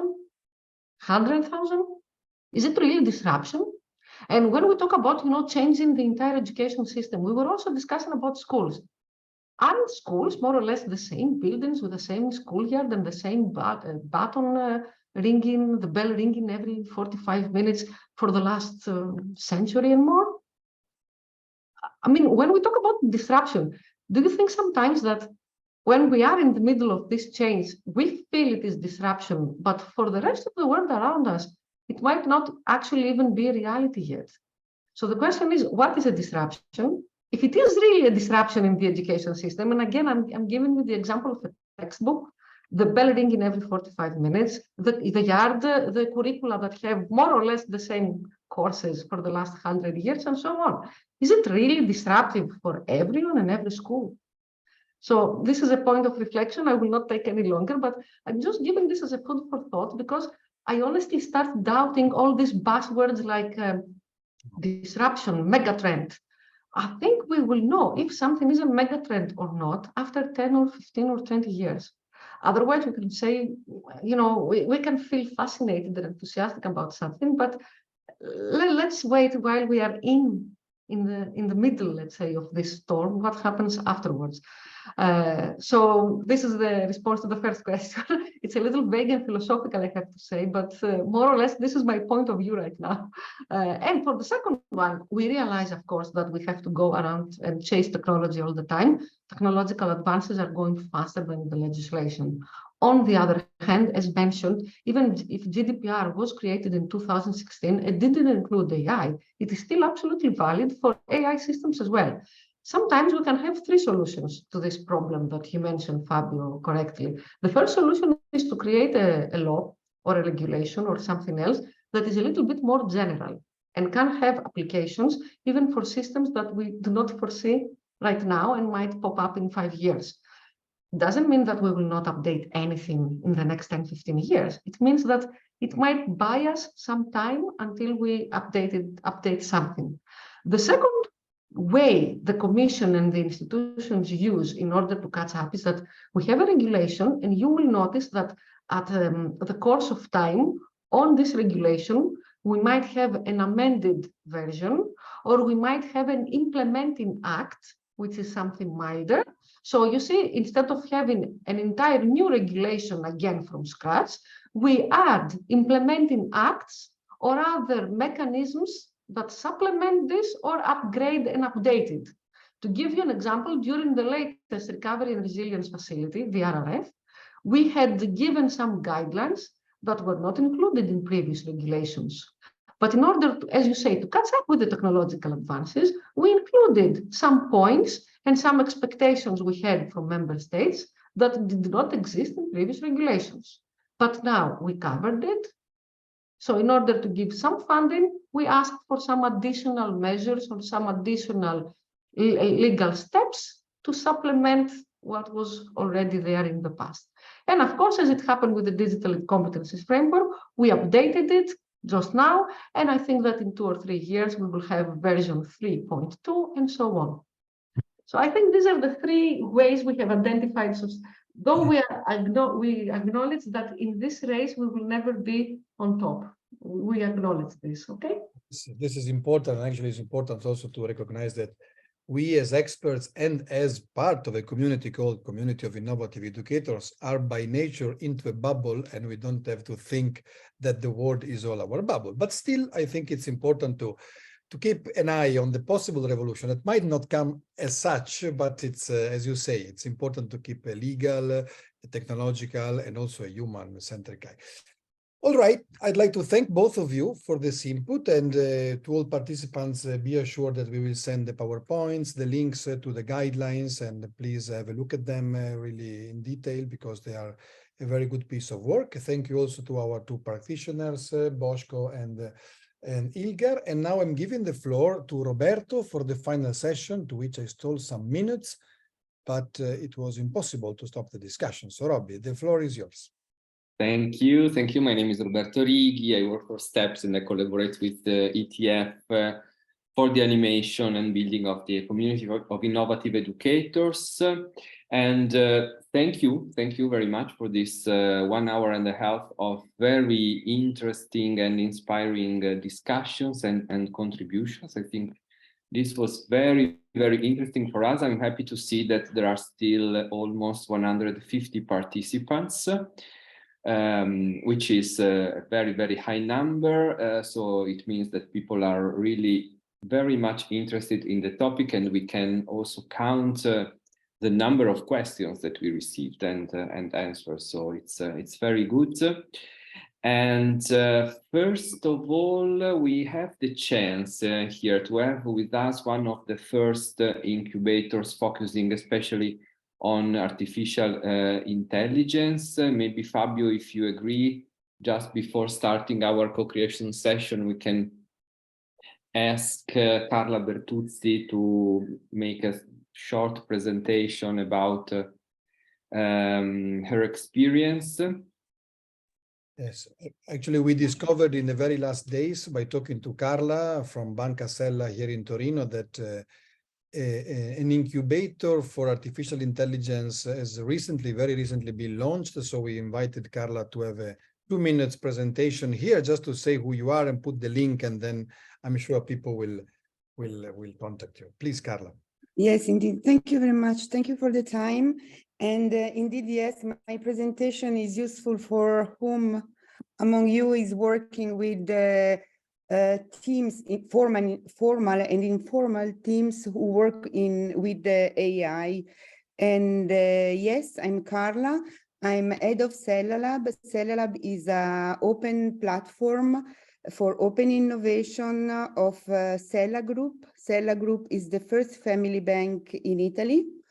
And I'm also in charge of the partnership for DPixel, that is the venture incubator of the group.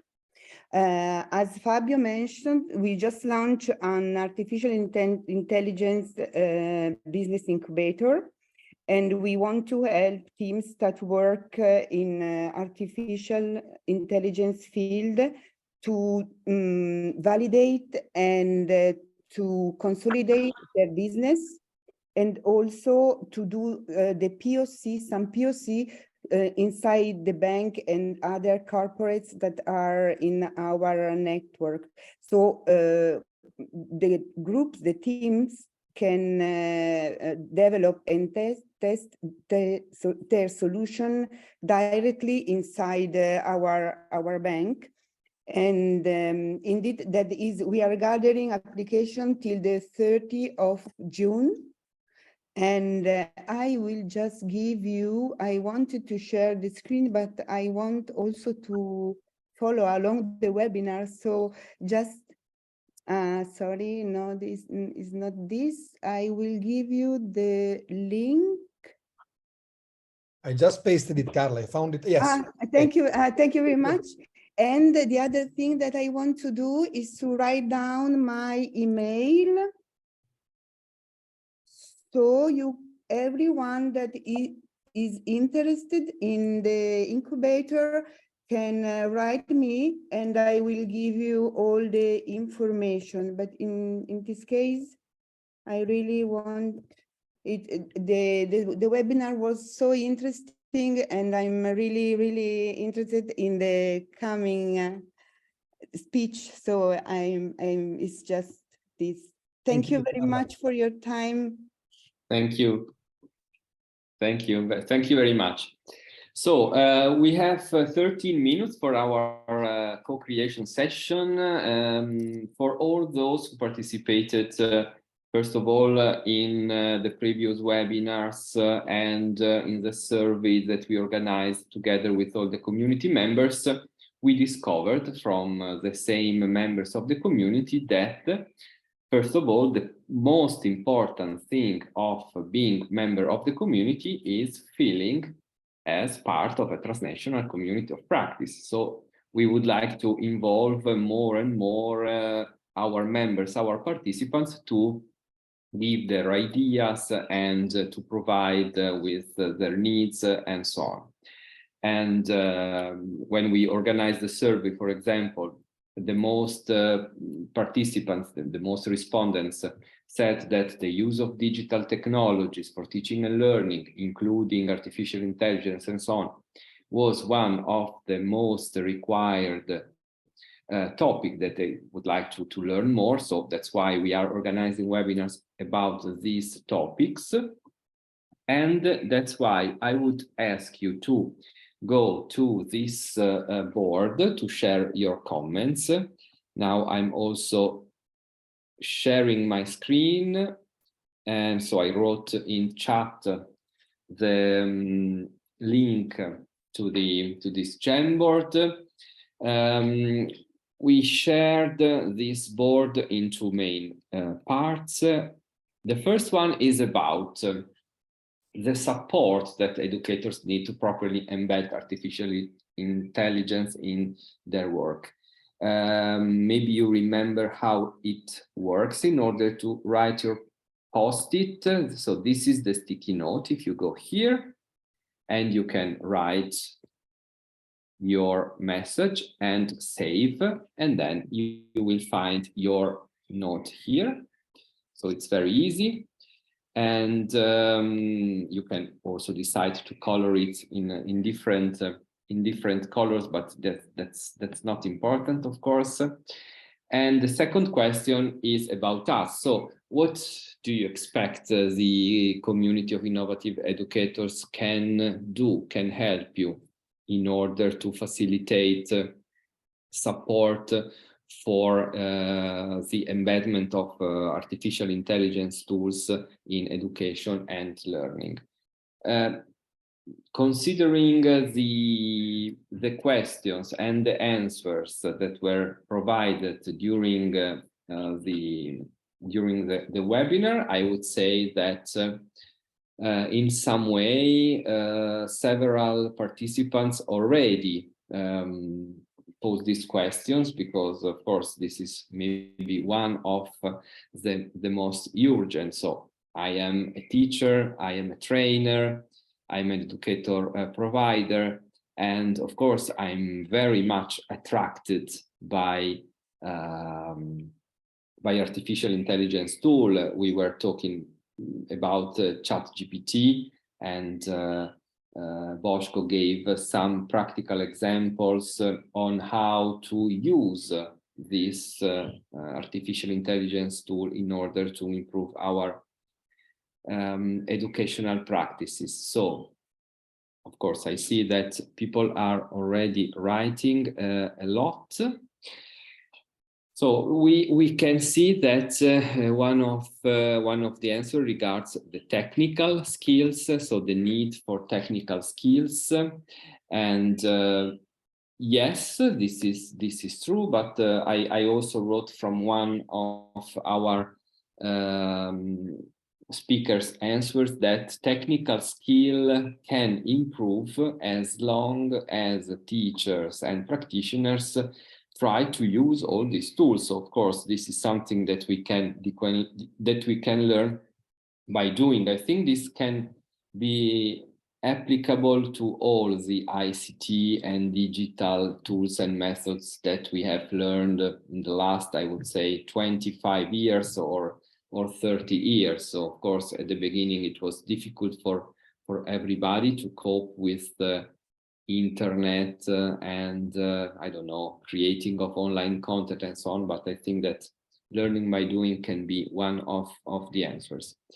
By the way, if you see, since we are more than 100 people, if you see that the space is not enough, you can click on this arrow and you can go to the following board, which is still blank. So you can do the same. Sticky note here. You just click, you just write, and you save, and you've got your sticky note here. So because otherwise I think that we can risk to pull this first board. Well, so what about the needs? Of course, if you feel free not only to write but also to raise your hand if you would like to say something about this topic. If you think that there is something you would like to go in depth and provide your feedback, your ideas. I think that's one of the most interesting topics we were talking about before was the future role of the teachers, but I think this was also answered by both Andrea and Maria. So here we have, for example,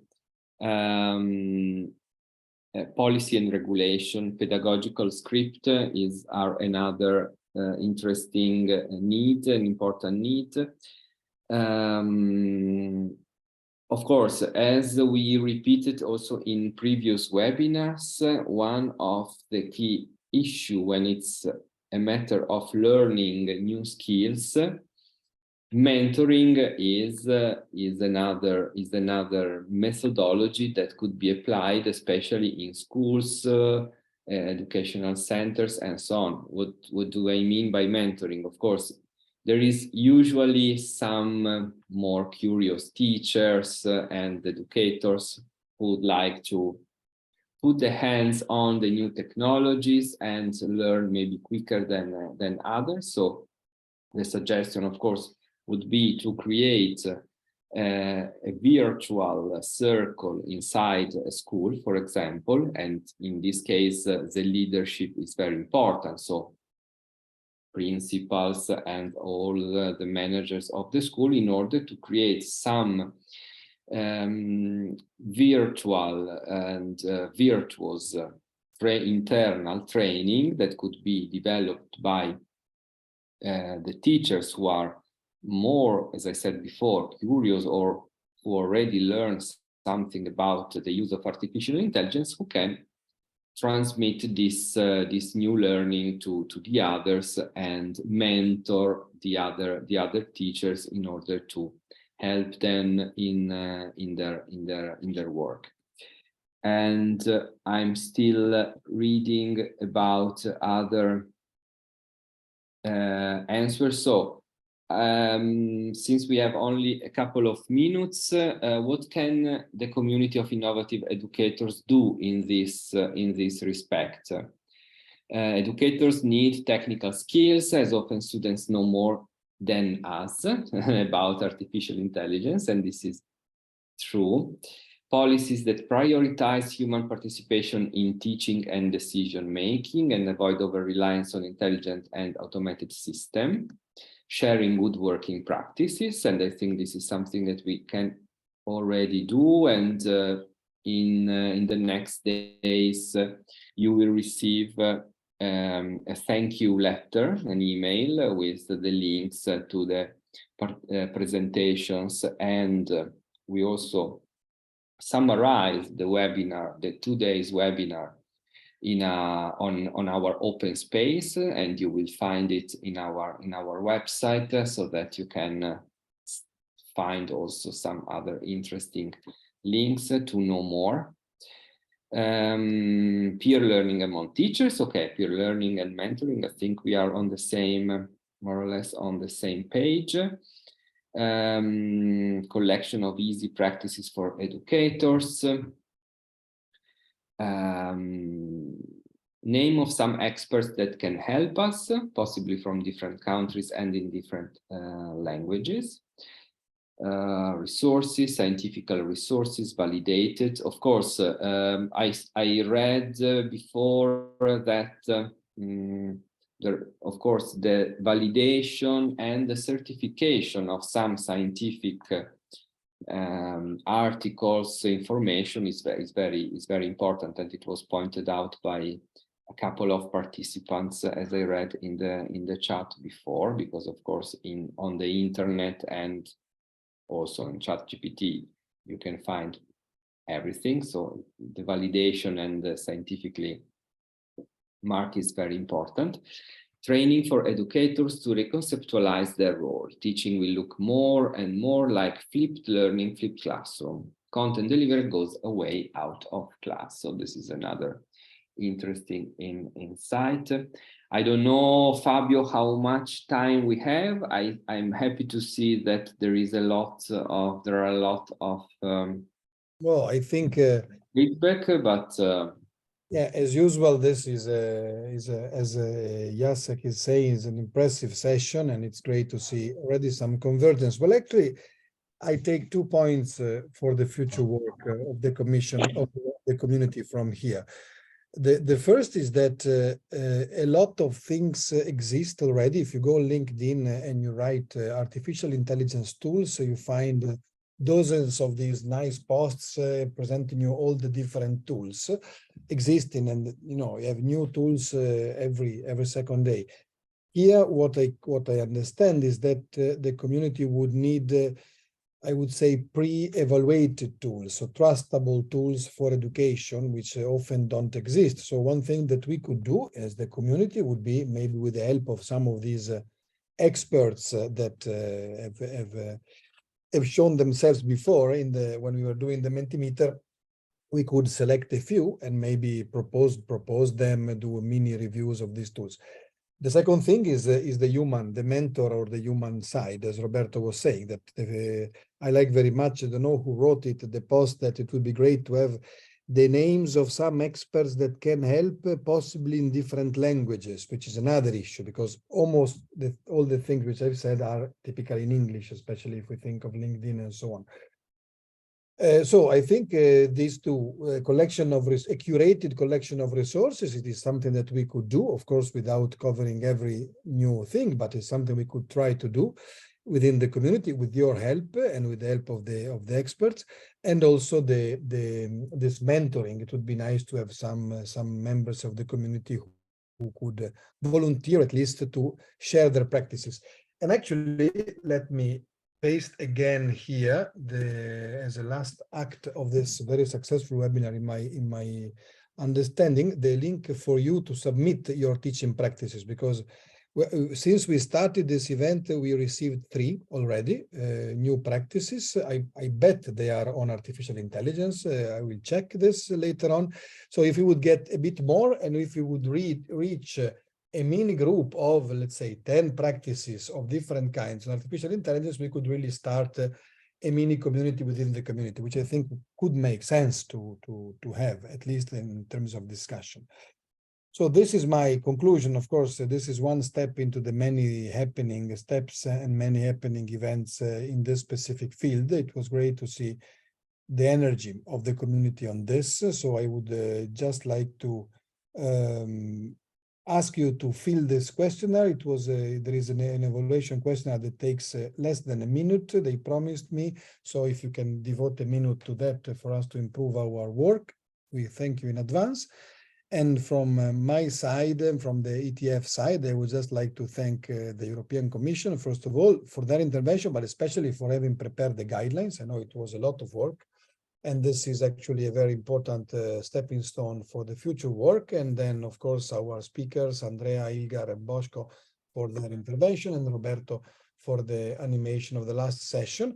And as usual, we will do our best to follow up, to group the different input we received on the Jamboard, and to follow up each one of them with some activities on the community. Bear with us, it can take some time because, of course, the inputs are many.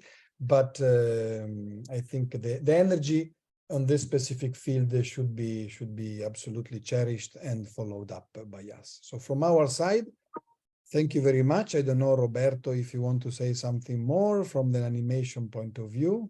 No, thank you very much. I'm very happy that people were participating so much. Now, of course, we will try to organize because some post-it cannot be visualized very well, but we will organize the Jamboard, and this will also be shared together with the other materials, because it can be interesting and maybe can make the other participants think of something that they didn't reflect upon about. So yeah, thank you very much. Thank you very much, and great to see all the appreciation messages. Have a very good afternoon or evening, and see you at the next webinar. Don't forget to vote for the Green Skills Award, for the ETF Green Skills Award, which was posted before, and to submit your practices, and see you online next time. Thank you very much. Bye.